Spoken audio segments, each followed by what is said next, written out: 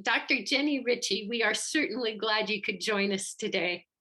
Dr. Ritchie is an associate professor in the School of Education at Victoria University of Wellington, and they recently had a name change. So I think it is Te Puna a Kopai School of Education at Aotearoa, Waka,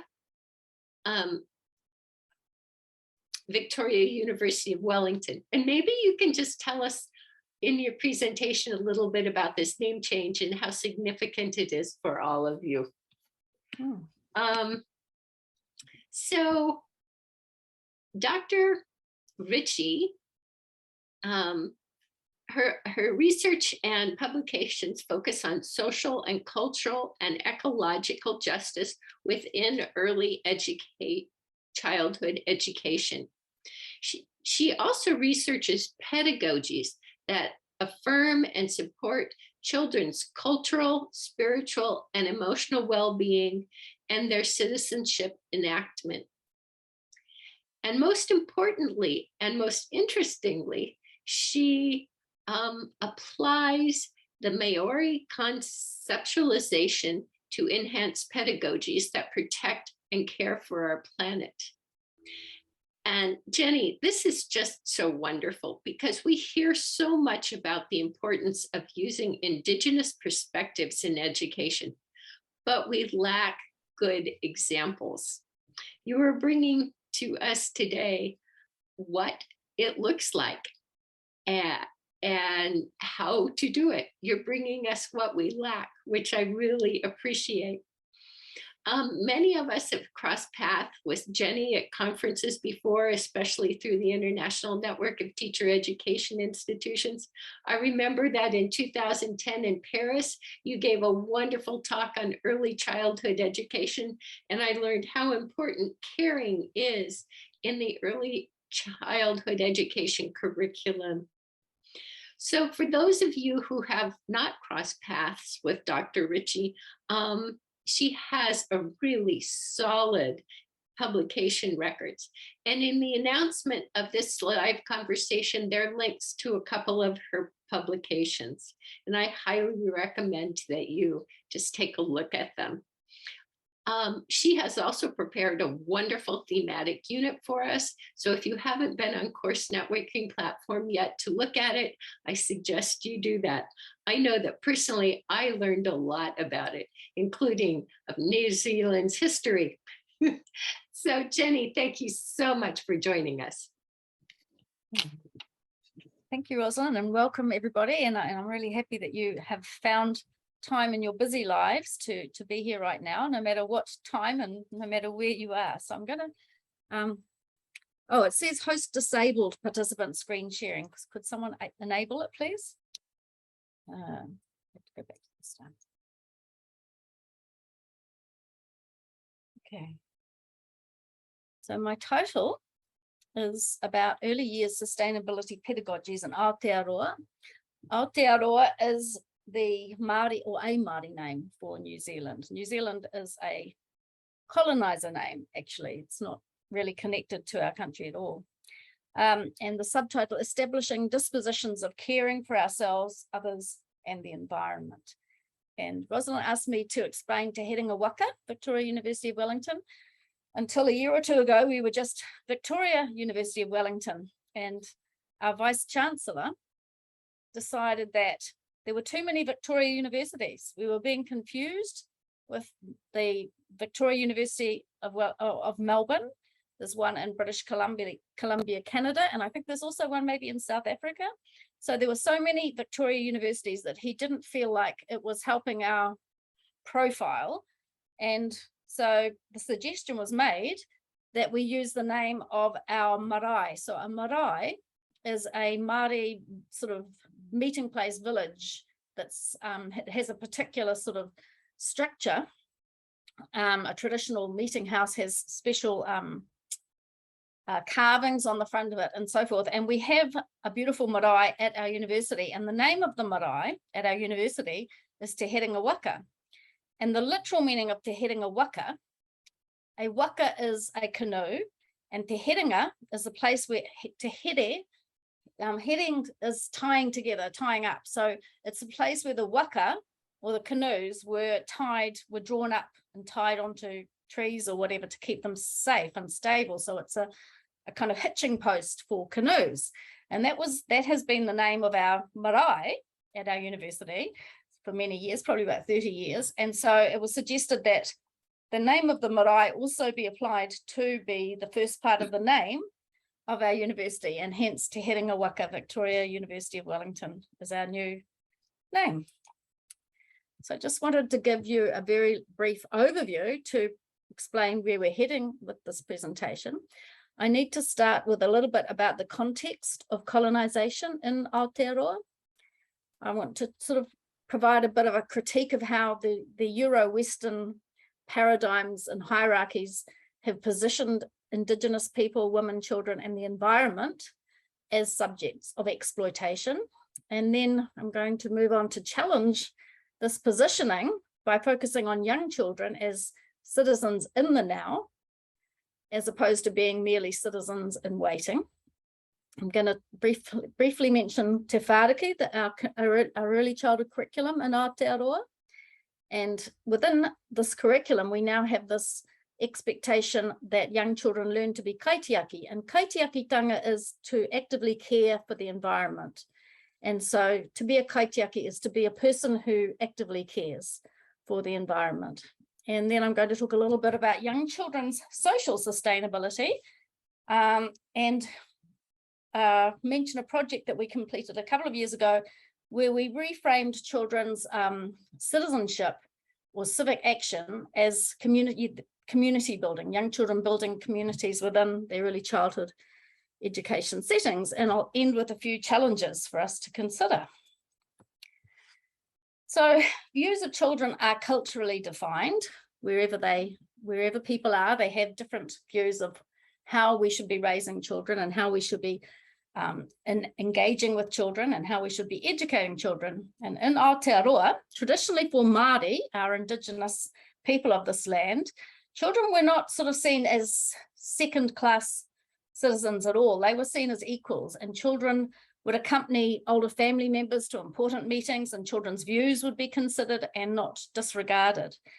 And interestingly, when the colonizers arrived, which were in our case British, and the missionary schools were established, Māori families were shocked to see children being hit. That was not part of their view of children. Children were very much indulged and treated with kindness and respect in traditional Māori culture. And children learnt in traditional times by just participating. And if you're aware of the sociocultural theory of Barbara Rogoff, that very much applies to how young children would engage with everyday activities and learn through observation and guided participation. So for young children, to be considered valued as a contributor to the well-being of the community is something that was very much a part of traditional Māori society. And yet in the colonizing British system that we've had here, children were treated with that old adage, children should be seen and not heard. Children weren't encouraged to be seen as having any influence or power in a community. They were subservient. And really one of our core aspects of what we need to do in early childhood education is to restore a valuing of young children and to prepare them with dispositions of social sustainability, such as empathy, kindness, generosity, sharing, and cooperation. And whilst we're intending to have these kinds of dispositional aspirations in our early childhood care and education sector, it's not actually necessarily what is being upheld in other arenas within education in New Zealand and elsewhere, where the curriculum are very individualistic, competitive, focused on measurable assessment outcomes, and not recognizing the value of encouraging children to be participants in community. So just a word on this, this image here. You can see the word tapu on the bottom right-hand side of this image. So in traditional times, a priest or a spiritual expert of the community was so tapu, which means highly spiritually charged, that he could not touch something that is noa, and noa is the opposite of something spiritually powerful, and that would reduce his power, and food is noa, N-O-A. So this highly important, powerful priest of spiritual matters, which were very, very important in the Māori world, would rely on a young girl to be able to feed that priest in order to preserve that priest's sacred powers. So that's just an example of a different view of children, and not seeing children as unimportant, but actually crucial to the well-being of others. However, in the Euro-Western discourses that we're all very much influenced by, this is an example of a very powerful influence, and that is the great chain of being. And in the great chain of being, we have God here at the pinnacle, followed by successive ranks of humans, civilized white people down to savages, and lastly, animals, plants, minerals, and the earth in descending order. So at the top of the hierarchy, under God and angels, we have white men, the aristocracy in previous times, and they were considered to have the right to exercise power over women and children, free men over slaves, and civilized people over barbarians and savages.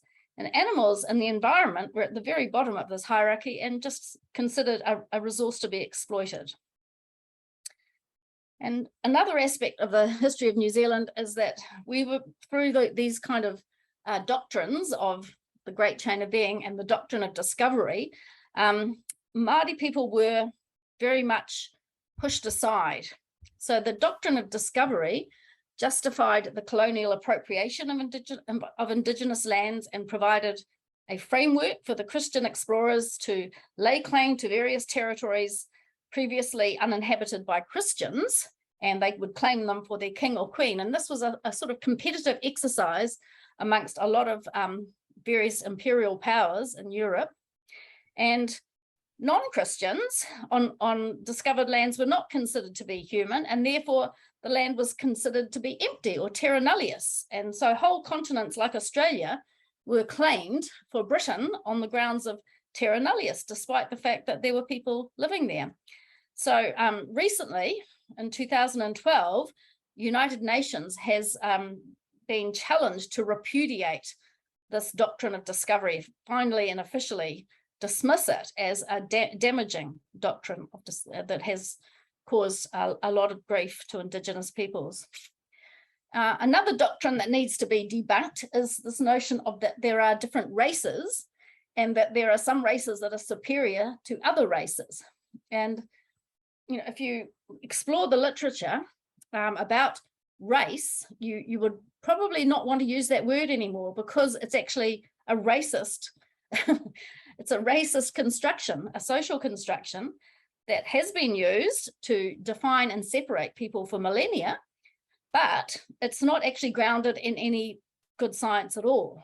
So humans came out of Africa, and eventually there were various permutations of different skin colorings and hair textures and eye coloring, but we're all one people actually. And so to try and discriminate on the basis of biological, physical features such as skin color, hair color, eye color is racist and not helpful. So these two graphics come from a New York Times article which was talking about the violence of the empire building. You can see on the left there's a cartoon of the British Empire and all the tentacles reaching out, and on the right there is an example from in India of the brutality of colonization there. And when I was growing up in New Zealand in the 1960s, this was the picture in the middle of our school atlas. When we opened the atlas to the middle pages, we had a full page, double page spread, and all those pink places were proudly part of our Commonwealth, our British Commonwealth in New Zealand. Down there, way down there on the bottom right, we were linked to all these wonderful pink British Commonwealth countries. And that was sort of part of it, who we were as a nation. We were part of the British Commonwealth. That was our affiliation to this country way, way, way across on the other side of the world, with whom, many of us have had very little contact. I've been to England once for a conference for a week, but for many people prior to my generation, England was still Mother England and home for many of the British settlers that had come to New Zealand earlier. Another interesting contrast we have is in the origin story. So in the Judeo-Christian tradition, we have Genesis telling the story of an all-powerful soul deity, the creator who passes control over the natural world to man, and the colonial thinking on that included indigenous people within this realm of control because they were not considered civilized. But however, if we contrast that with a Māori worldview, Papa Tuanuku, the Earth Mother, and Ranginui, the Sky Father, they are the original parents of a whole bunch of atua, who are sort of superpowers or powerful deities. And these included Tāne Mahuta, who was one of the god, he's known as to be the god of the forests, and he created trees, forests, birds, and insects, as well as the first humans. So in this cosmology, humans are related genealogically back to this earth and the sky and the other gods that control things like the weather and the plants and the oceans and so forth. There are different, we're called compartmental gods. And so we're all related. And we're related to our cousins, the trees, forests, birds, and insects, and we therefore care for them, and they care for us in a Māori worldview.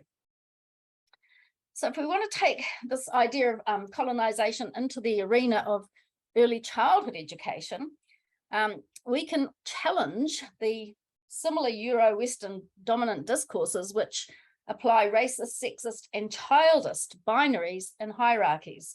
So making that separation that I alluded to of adults and children, of white people and brown people, or of women and men in a binary way is actually an unhelpful and limiting worldview.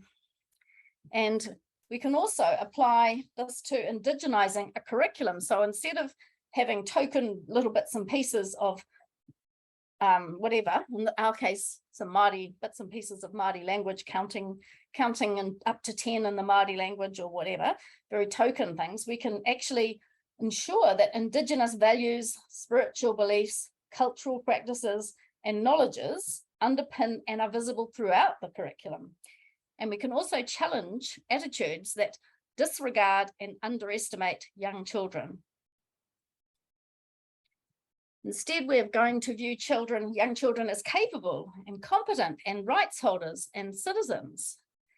And as I mentioned in the overview, we're not just seeing these children as potential future citizens. We see them as citizens right now. We're not seeing early childhood education as we're going to prepare children for school. We're going to say that early childhood education is preparing children for life, and enabling children's participation in the curricula, in the determination of what's happening for them, having their voices, their preferences, their aspirations expressed regularly within the early childhood setting is really important in this view, because we're not just determining as adults what's best for children, we're working with young children to ask them what is best for them. And of course, we're also fostering key foundational dispositions such as empathy, kindness, caring for self, others, and the environment, cooperation, collaboration, and criticality, along with respect for local Indigenous people and their values and knowledges, and those of other families present. So we actually do quite a lot in an early childhood context. So linguistic and cultural sustainability are very key sustainability issues. Languages encapsulate cultural knowledges, values, and beliefs, and Indigenous languages worldwide are under threat. And this little piece of research by Gornflow et al. Documented how, as Indigenous people are displaced from their lands, so are equivalently Indigenous languages being lost. The most recent report from the IPCC actually recognises the value of Indigenous knowledges in informing and evaluating climate adaptation processes and actions to reduce risks from human-induced climate change. So that was very exciting to read the validation of the value of Indigenous knowledges in addressing climate change. And the early years are the readiness period for children to learn languages. And young children are actually capable of learning more than one language, and actually being bilingual or multilingual is very beneficial metalinguistically, metacognitively, and relationally for young children to be more empathetic to other people. That is increased when children understand that there are different worldviews and different ways of describing the world through different languages. And young children, actually, they're receptive and they really enjoy understanding different worldviews and languages. They find it fascinating, and they're very adept at understanding different worldviews and different languages. And place-based education should begin with the inclusion of the local Indigenous knowledges. Our Te Whāriki is our very exciting early childhood curriculum. The version on the left came out in 1996. It was our first ever early childhood curriculum in Aotearoa, and it was also the first bilingual curriculum for Aotearoa. And it was quite excitingly progressive at that time and recognised internationally, because it was, instead of a developmentalist focus, it had developmental aspects, but it was also sociocultural, in that it recognised the importance of languages and cultures to children's identity and learning. It also acknowledged the 1840 Te Tiriti o Waitangi, that was the document or the treaty that legitimised British settlement. And that had been ignored for quite a long time in New Zealand. And this is probably the first curriculum to actually acknowledge the significance of this 1840 treaty and what it had said it would do to protect Māori lands and values, and which hadn't happened. The colonisers ignored their obligations under that treaty. So to try and restore Māori values and rights was very innovative in 1996. It was also holistic and dispositional. So holistic being, it took an integrated focus on children's well-being. It didn't separate the curriculum into, from 9 to 10 we're going to do English, 10 to 11 we're going to do maths. It was recognising that children learn through exploration and play, and through forming their own world, their own working theories about the world, and dispositional in recognising that, way more important than assessing whether children can write their name, count to 10 and cut correctly around a circle on a piece of paper, we should be fostering dispositions such as mentioned on the previous slide about caring, kindness, creativity, cooperation, and persistence, and all sorts of other dispositions that might be culturally determined as well. And the other interesting thing about it, it wasn't dictating to every single early childhood centre, you must do the things a certain way. It was actually saying, here is a philosophical framework, and from this philosophical framework, teachers were expected to work with their local communities, with the children in their service, to weave their own program. And this weaving metaphor, you can see on the two curriculum documents. This one on the right here is the 2017 revised version, but both of these documents have this weaving going on. This is more of a photograph, and this one here is a graphic design of a weaving. And Māori used flax in a lot of their daily lives. And one of the things that they made from flax were floor mats, woven flax mats, and that they are a whāriki. So the whāriki is a metaphor for weaving together all the strands of the curriculum. So here we have a depiction. This is actually from the 1996 version, which I'm probably old-fashioned, but I prefer the 1996 version in several significant ways. But you can see that we have these different coloured strands on the left here. The dark coloured strand, empowerment, holistic development, family and community, and relationships. And you can see each one has a Māori equivalent. These are the principles of the curriculum. So empowerment, the equivalent is whakamana, which is upholding the mana. The mana of a person is their pride, their esteem, their sense of being valued. Holistic development was about, in a Western view, the holistic way children learn and grow. In a Māori view, kotahitanga is actually more about solidarity and unity and connectedness. Family and community, whānau tangata, it's about people, the family of people, literally. And relationships are about connections between people and things, people, places, and things, actually, in the curriculum. And the other strands that you can see there in the lighter colour being woven together, they are the strands of the curriculum, which we won't go into now. So one very important and exciting thing about the new Te Whāriki 2017, which is the one on the right there, is that it recognises the importance of kaitiakitanga. So kaitiakitanga is the active guardianship of the environment, and it involves physical, emotional, and spiritual connectedness and a sense of being embedded in a particular place. And kaitiakitanga acknowledges the role of humans, including young children, to undertake active guardianship and associated responsibilities. And these quotes here on the right are from the curriculum. And the curriculum says, diverse ways of being and knowing frame the way respect for the environment is demonstrated in an early childhood setting. Kaiako, which is the Māori word for teachers, develop understandings of how children and their whānau make sense of the world. Whānau, sorry, is extended families, make sense of the world and respect and appreciate the natural environment. Children may express their respect for the natural world in terms of respect for Papa Tuanuku, Earth Mother, Ranginui, Sky Father, and Atua Māori, the Māori's gods or spiritual guardians is another way of describing them. And kaitiakitanga is integral to this. And I just really loved that grand finale there, that kaitiakitanga is actually integral to what teachers need to be doing if they're going to uphold this expectation from our curriculum. Now, another aspect, as I mentioned earlier, of what we're doing with young children is this social sustainability aspect of community building and providing children with these social sustainability dispositions, such as empathy, kindness, generosity, sharing, and cooperation.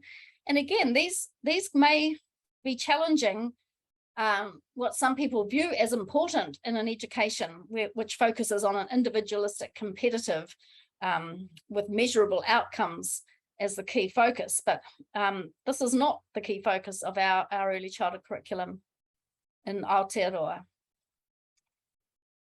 So this is a book that we published several years ago. It was based on a study where we had looked at how young children in two different early childhood centres. One was in Queensland in Australia, and that was an Indigenous childcare centre.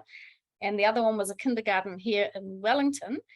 And we were looking at the funder that we had sought the funding from was Spencer Foundation in Chicago, and they had the Civic Action Fund. And we thought, well, yes, young children do act civically. They do act in community in early childhood settings. And so we were fortunate enough to be funded. And as part of our understanding of what was happening, we reframed this phrase civic action. And we preferred to use the term community building. And we defined community building as the process of working out and practicing how to coexist with others, both human and more than human. This phrase, more than human, it comes from a number of people such as David Abrams and others who didn't want to use the word non-human because that's kind of a binary, and it's an oppositional binary, and so they wanted to actually reposition humans not as being at the top of that hierarchy, controlling everything, but just as part of a community of beings, and recognizing that there was a lot going on that was more than human. And so I quite like the fact that I quite like this term more than human, because it just counters that anthropocentrism of positioning humans as the be all and end all and the dominant and favored species on Earth. Instead, we should be recognizing our interdependence with and our dependence on our environments and on the biosphere, land, mountains, rivers, oceans, and all the creatures, the more than human creatures with whom we co-inhabit these spaces. So it's a nice rephrasing or a reconstructing of this idea that humans are not the overall and overarching, they shouldn't be, locus of control, I guess. Anyway, just to finish off here, I've got a picture. This is actually outside our Parliament building in Wellington of some young children. We've had, like as with elsewhere in many countries around the world, we've had a very strong movement, particularly in 2019 before COVID, of young children in high school and primary school and even early childhood age children protesting about the lack of action on climate change. And we had what we called, our movement in New Zealand was called School Strikes for Climate. And these children were photographed in 2019 at a School Strikes for Climate protest. And young children, really, I was enjoying watching the young children at the protests. I was talking to them. They really, they knew why they were there. They totally supported what was happening. They agreed with the sort of general thrust of what the older children were saying, and they were very much a part of it. So I think we too easily dismiss young children as not being capable or interested in these kinds of things because they're, you know, associated with government and parliament and things that young children we don't normally associate young children with. But actually, I think that we should start rethinking that presumption, because the young children that I've seen involved in this and all sorts of sustainability endeavors are very wise and very committed. And you know, that is, as long as we support them emotionally around that too, because it makes total sense. We did some research. I think Rosalind mentioned a presentation I gave earlier some years ago. We did some research with young children about caring for papatuanuku, caring for the earth, using Māori constructions. And for young children, it was totally obvious. We should be caring for our planet Earth. And they would make comments like, why is that smoke going up into Ranginui, the Sky Father's lungs? We shouldn't be putting smoke up there. That's not good. And we shouldn't be dropping rubbish on Papatuanuku, the Earth Mother's body. That's not good. That's not kind to Papatuanuku, the Earth Mother. So yeah, for young children, it's very obvious that, you know, we should be doing these things. And it's quite refreshing to hear the clarity with which they see the world. So I've got a couple of links there that talk more about, give you some examples of what's happening in some early childhood settings. And of course, there's a lot more in the thematic unit on the website. So just to finish off, I wanted to talk about these restoration values. So Moana Jackson died very recently. He was a Māori legal expert and the most brilliant sort of social, cultural and political analyst and legal analyst. And in the final chapter that he wrote, he talked about maybe instead of talking about decolonization, we should talk about restoration. And he had this list of restoration values, and they were the value of place, which is about good relationships and looking after Papatuanuku, Earth Mother. The value of tikanga. Tikanga is the Māori word for doing the right thing. It's actually about ethics. It's about how we ought to be with one another and with the planet. The value of community, the need to establish good relationships between all peoples, the value of belonging, the need for everyone to have a sense of belonging, the value of balance, living in harmony in all our relationships, including relationships with the earth and the sky, and the value of conciliation, the need to guarantee a conciliatory and consensual democracy, which is about everybody's voice being heard, including the voices of young children. So just on my last slide, I'm throwing some challenges out that you might want to discuss further. One of them is to consider how sometimes when we try to do the right thing by bringing in some Indigenous content into programs in New Zealand anyway, it can be quite superficial, and it can be kind of a cultural appropriation, and it doesn't challenge the embedded power structures. So how could teacher educators ensure that provision of Indigenous languages and knowledges moves beyond this kind of token superficiality? And there's another quote from the same article: Indigenous language revitalization is a microcosm of schooling at large, fundamentally challenging assumptions about knowledge creation and production that have previously limited the scope of whose knowledge is produced and reproduced in schools and communities. So how could teacher educators challenge the dominant discourses that privilege Euro-Western ways of thinking and of determining what knowledge is important and what knowledge is devalued? So that's my talk. I've got a few references there, and I'm very happy to discuss these ideas further. All right, Jennie, thank you so much. What a rich and, for me, mentally challenging talk. I need to think about a lot of these ideas more deeply. So now we're going to take questions from Jennie, and then, if you don't mind, we'll do question and answer here, Jennie, and then we'll go back into your discussion questions. Okay? If you have a question, you can either raise your hand or type it in the chat box, and I will convey it to Dr. Ritchie, or I should say Professor Ritchie. I have a question for you, Jennie. What were the steps to go from this skill-based idea of early childhood education? I have a granddaughter they're 3 and 5, and they're learning to cut with the thumb up with the scissor and grip the pencil. And a lot of what they're doing is very skill-based. I mean, they're in a very loving environment, and it's wonderful. How did you make the change from this skill-based curriculum to a disposition-based curriculum? Yeah, I don't think the skills are not there anymore, but they're not the preliminary and final focus. They happen because children are exploring and wanting to use scissors and wanting to use pencils, but we're not sort of expecting that we have to sit all children down and make sure they learn to use the scissors on a particular day.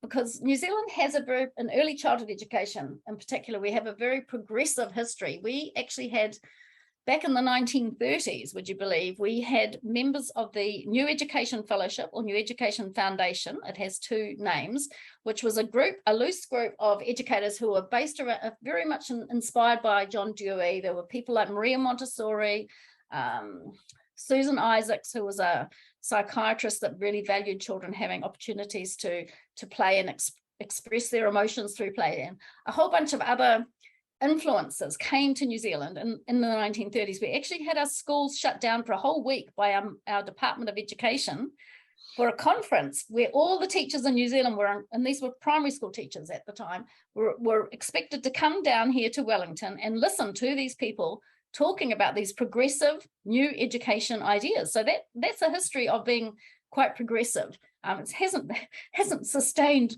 necessarily into the certainly not into the secondary schooling arena, but we did have this this idea that children should learn through exploration and play, which is a very Deweyan idea, sustain, and particularly in early childhood education. So it wasn't that we had to make a huge shift in that regard, because we already had the idea that play is children's work, these little phrases, children learn through play, and therefore that to expand that to have a dispositional view and recognize that these were things that teachers could be supporting wasn't such a stretch, if you know what I mean. Okay. Wow.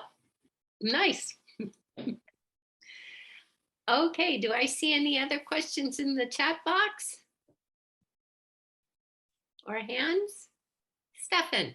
There's something that wonders me. You made sort of an opposition between Euro-Western visions on education and this Maori vision that you explained. And I mean, it challenged me somehow, because here in Switzerland, I think things are not that black and white as you describe it. I'm glad that you mentioned Maria Montessori, for instance, who lived in the neighbor country here, that influenced these notions. Pestalozzi here in Switzerland was an important educator as well, who has a different notion on education. Did you see that the vision of the Maori education influenced somehow backwards education in the Western world? Is that something that you could observe somehow in a in recent years? Yeah, maybe. Yeah. Not for a long time, because we did actually have our early kindergarten teachers were Froebelian trained. Actually, Froebel was quite a huge influence even before Dewey in the sort of late 1880s, when we first established kindergartens in New Zealand. We imported teachers who were Froebel trained teachers. So we did have that sort of, and that was also very progressive for its time. So I don't think the Māori influence has been very visible. Actually, it was more of a token thing until we got to Whāriki, which was 1996. And even now, I would say majority of early childhood centres aren't doing it very well in terms of really incorporating deeply Māori values. Probably still, most of them are still working in that, trying to figure out how to be more genuine in what they're doing. Yeah, so it's a long-term journey, I think. Yeah, thank you. Well, I have another question for you, please. And that is, how are teachers learning the Maori language or languages? You know, I find in my own context in the Western United States, universities are not teaching Indigenous languages and giving credit for it. And it's hard to find programs that capture and teach Indigenous languages. I think there's one or maybe two that have been captured that way, but that leaves a lot without. So what's your country's history on promoting Indigenous language? Well, it is quite an interesting history. We have had, for many years, Māori was not taught at schools, because the view was that children, including Māori children, would only do well if they had a strong English-speaking background, you know, to progress from. And so Māori children were punished for speaking the Māori language. And of course, that meant that the parents then decided, well, we're not going to speak Māori to our children because it will result in them being punished. So there were several generations of Māori children growing up who did not speak their own language, which means that we've had a bit of a struggle, and that's mainly been led by Māori language activists to try and rescue the Māori language from being completely lost. In the 1970s, a researcher, Richard Benton, found that very few younger Māori people spoke Māori, and the older people were going to be dying out in the next generation or so. And this led Māori to be very concerned, and a couple of things happened. One was that they instigated kohanga reo, Māori language speaking early childhood programs, and they begin in early 1980s. And they also took a claim to the government, to the Waitangi Tribunal, that the Māori language should have been protected by the 1840 Treaty of Waitangi, which had legitimised the British settlement, but the settlers had not adhered to it. And so in 1987, as a result of that tribunal finding, that Māori language should have been protected, Māori became an official language. But that was 147 years, a century and a half after the treaty. So it took a long time for that, which was deemed to have been something the treaty should have upheld, to actually be upheld a century and a half later. And so now, as a result of that kind of language activism, probably about 20% of Māori speak a reasonable amount of Māori language, but in the overall population, the number is much, much lower. Maybe only 4 or 5% of the overall population speak Māori. Māori are about 16% of the population. So there's a huge issue there for teacher education, because the majority of our students coming into our teacher education programs don't speak Māori, unless they're Māori students who've come from Kohanga Reo and the schools that follow that. There's not very many of them, but there are some schools that teach through the medium of Māori language as well. And in 2017, our teacher education body, the Teaching Council, developed a new code of practice and teaching standards for teacher education and teachers, which actually upholds the Treaty of Waitangi in terms of the same kinds of commitments towards Māori language and cultural knowledges of different tribes. So since 2017, teacher education we've had to rewrite our programs. We've been required to, and they've all been reaccredited recently to include a strong focus on teaching Māori.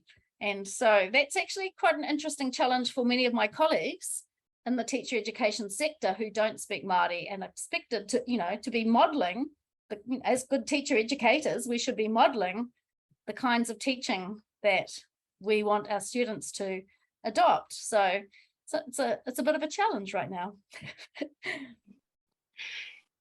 So can you take Māori language at your university?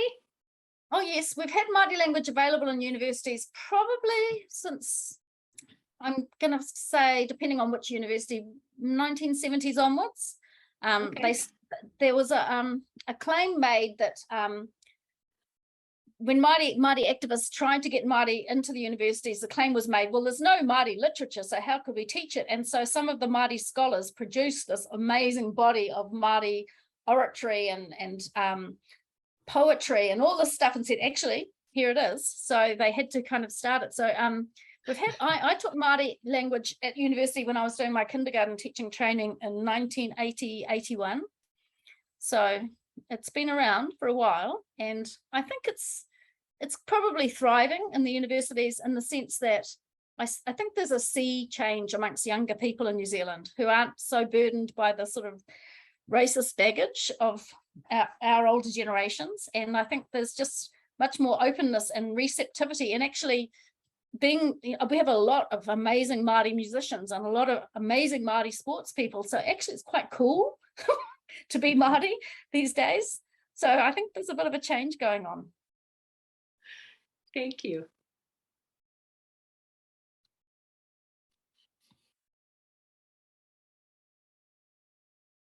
Okay, do we have other questions?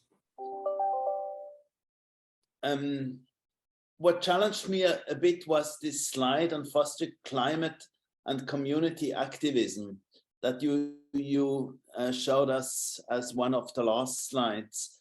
And you never are too small to make a difference. And there was Greta Thunberg that was quoted to the right. I thought in this picture, it was a child that was described. When I'm thinking back when my son was at that age, I wouldn't have liked to take him to such a demonstration and write. I mean, this picture was written by an adult, isn't it? And it was given to this child, and the child took it and shows it into the camera. Isn't that a little bit a manipulating thing? What you did there? What you presented there? Is it right to manipulate children in a way at such a demonstration? if it's a manipulation, I would agree with you. But if you've had lots of conversations, so if you look at some of those links, the Collectively Kids Childcare Centre one in particular, they talk about these things all the time. The children are very knowledgeable. They may, I mean, those particular posters may well have been, you know, quotes from Greta Thunberg, and may have been suggested by adults, most likely, and certainly written by adults. But I've been at those strikes, and I was walking down with my granddaughter towards the strike, and there were some children from her school and holding a piece of paper written in pencil, you know, in the child's handwriting, just on a piece of paper. So it wasn't even a poster, and it said, the climate is changing, so why aren't we? So again, that's a slogan that you hear everywhere, but this child, obviously they liked that slogan. He wrote it himself, and he was holding it up and putting it in people's faces. And you know, the children those strikes were led by primary school age children. So yes, maybe the younger children would need assistance around supporting around the understanding of those ideas and so forth. But there was another one I didn't put on the slide. It was very much an adult one. It was a child in a dinosaur suit saying, I can't remember the slogan, but it was something about, you know, do we want to become the next to dinosaurs or something? That was clearly way too sophisticated for that 2-year-old child to really grasp that construct. But I think if you're having the conversations with young children on a, you know, frequent basis about what's important to them, and yes, I think that children do understand them. But thank you for critiquing my choice of photograph, because that is a good question. No, I don't know the answer because I didn't actually hear those conversations with those particular children. Beatrice, you have a question? You are still unmuted. You have to unmute yourself. Yes. I was looking at what Stephen said about the demonstration. I was wondering if we would go a bit lower so that we are able to reach the parent before the children. Because should we have, I as an educator, if I would tell the children about how they are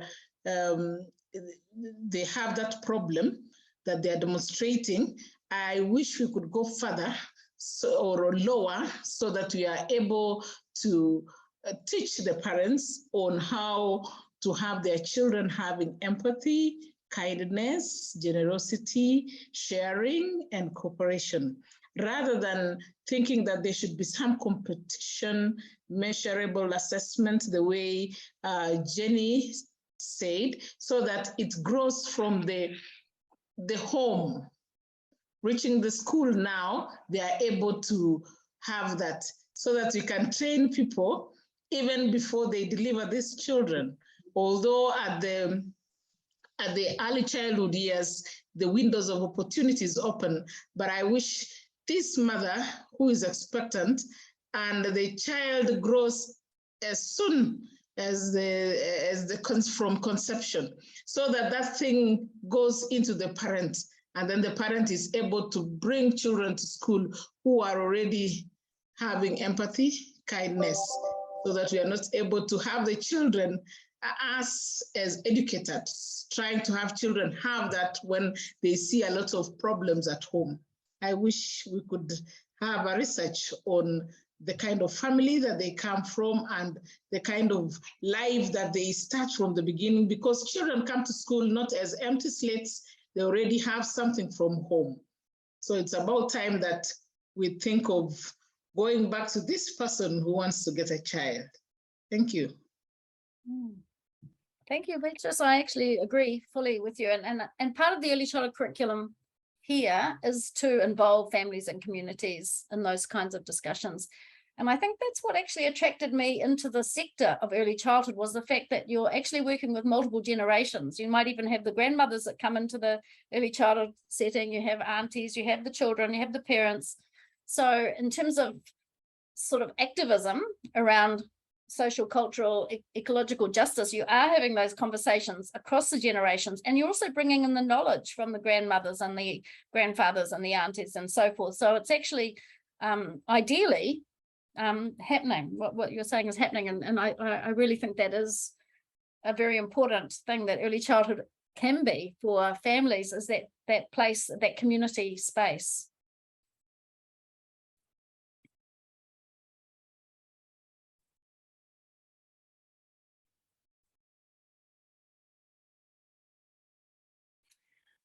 All right, you had some discussion questions for us, Jenny. Sure. Would you like to give us one or two or something to sort of chew on and talk about amongst ourselves? Let me just go back.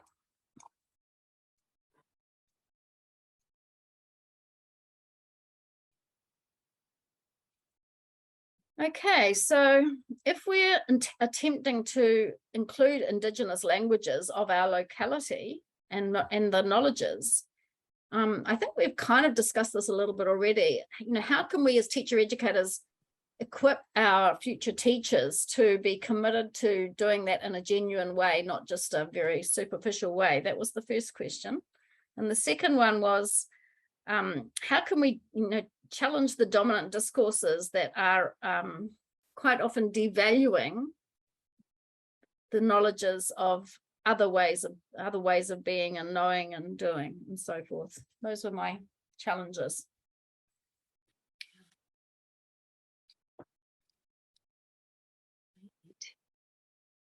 So does anybody have an example of how you're doing one of these two things in your own teacher education programs? We have sort of talked about the first one, the second one, but either one's open for discussion.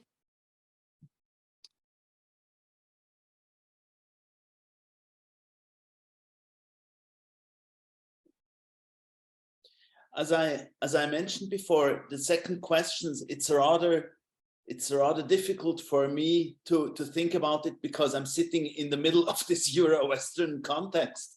So thinking about how I could integrate Indigenous knowledge, I mean, Switzerland is a very small country we have a minority of people speaking a language, 50,000 people speaking a language that nobody else understands. Yeah, we try to integrate them. We have integrated them in the constitution. It's a national language, and everybody hopes that it will survive somehow. But it's, yeah, I haven't an answer somehow, and I'm not too deep in all those discussions there. So yeah, I can't help about it. Sorry about that.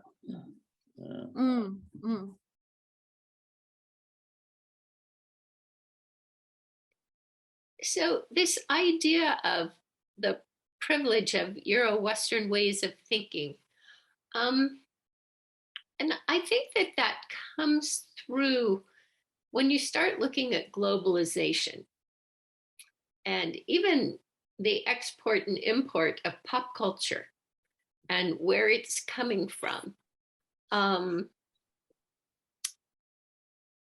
Just getting our students to begin at that level. You like this idea, where did it come from? Okay, so this idea started here, and then it went where in the world? And that might be a very geographical way of thinking about it. And I am a geographer, but I think that if we begin with something which is easy like that then we can begin to take it layers deeper in our own lives. I think that the key to any context really is to have that critical consciousness around what are the histories and as you're saying, the different discourses and where they've come from. And I think that increasingly with the amount of actually the spread through social media of disinformation and conspiracy theories, I think it's vitally important that children even from a very young age are doing that kind of critiquing and questioning and understanding that there are multiple ways of understanding the world so that they can actually think for themselves rather than just absorb, as Beatrice is saying, you know, they're not blank slates to just absorb some particular canon of knowledge, and to be able to tease apart things and understand what's important in their own context and why. I think that's important. I think Beatrice had her hand up. Yeah, Beatrice, you have to unmute again. If you still want to contribute something. Yes. Yeah. About indigenous language, here in Kenya, we have a tune of 42 languages. But the policy of education in Kenya, especially for lower and ECD, is the language of the catchment area, which is exactly what Jenny is talking about. It is only that quite a number of children come from different ethnic groups that they end up having Kiswahili as the indigenous. But as I speak today in Kenya, indigenous language curriculum are being prepared in colleges and also in universities. They are there and it is moving on very well because languages are being lost, and it's about time that we go back to what Jenny has just gone through. Thank you. Really pleased to hear that, Beatrice. That's fabulous. And we have a comment from Deb Avery, and she said that her grandchildren had a wonderful grounding in an excellent early childhood education center in Tauranga, New Zealand, and she was very impressed with the curriculum. And she says, "Thank you, Jenny, for this amazing challenge." Okay, I see Andrew Peterson's hand up. Yeah, thanks so much for this very interesting presentation. I'm particularly interested in this idea of how we could respond, how teacher educators could respond to the I think that I'm more interested in the knowledges, provisioning knowledges that originate within indigenous contexts. And particularly for me, and I'm so pleased you mentioned Montessori education as well, but I think the challenge there is, or not so much the challenge, I see it more as an opportunity there, is to be able to embrace the kinds of values. For example, just the notion of other beings having intrinsic value that give them the right to exist in themselves, and how we can reinforce that notion through our indigenous knowledges. And I see that so powerful within in the context where you are, where this is really reinforced. So it seems to me like a really great, exciting opportunity to embrace it. Something that we struggle with here. I'm in South Africa, and it's to kind of engender those values within learners in the program, in the curriculum. It's something we're very excited about with our group, because we're involved in education for sustainability.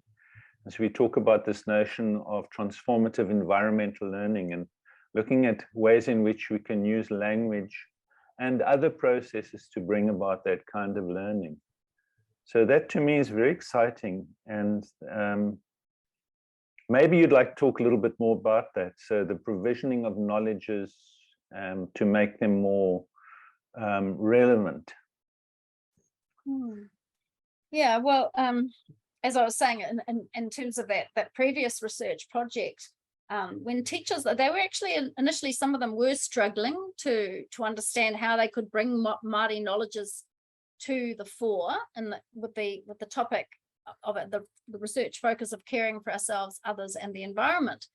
But actually, when they, for example, one of them, they didn't like the research questions that we as a research team had put to them, and they decided to write their own research question, and it was, how can we support and care for Papa Tuanuku? So the question was very simple, is how can we care for Mother Earth?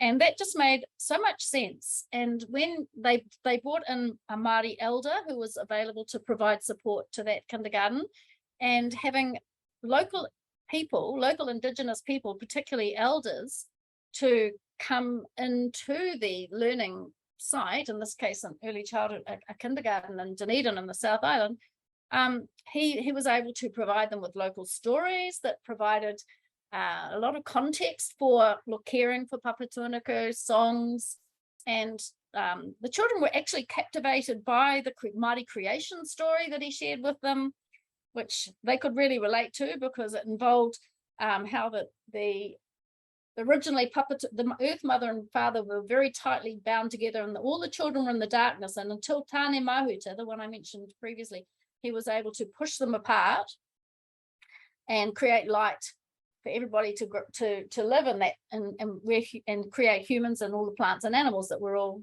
cousins and related to in that space. And that to children that made so much sense to them. And there was, some beautiful artwork that the children, lots of artwork that the children created about how sad they were that, that Ranginui and Papa Tuanuku got pushed apart, because they must have been very sad, and just that children had so much empathy for the story and for the knowledge of that story. So I think when it comes from a genuine person who's highly respected and can express those knowledges in a way that children can relate to, I think that it works. Well, I saw it working very, very well. Another one of the kindergartens decided to research the pharmacological properties of the native plants that were growing in the kindergarten, and the children really enjoyed doing that too, finding books which describe various Indigenous plants, and then going and seeing which ones are in the kindergarten, and reading stories about which healing properties these different plants had, and how you could use them for bruises or for cuts. So it just made sense, and it happened in that center, in that real-time way. Thank you. Well, our hour has flown by. So Jennie, thank you so much for joining us. I personally have learned a lot today, and I think I'm going to need to go back to your thematic unit multiple times to reinforce my learning and go a little bit deeper. So I also want to thank you for creating such a wonderful thematic unit, which is up on Course Networking. All right, and to all of you who participated, thank you very much for sharing this time with us, and all the best as you try and bring some Indigenous knowledge into your own teacher education classrooms. Thanks a lot, everybody. Goodbye.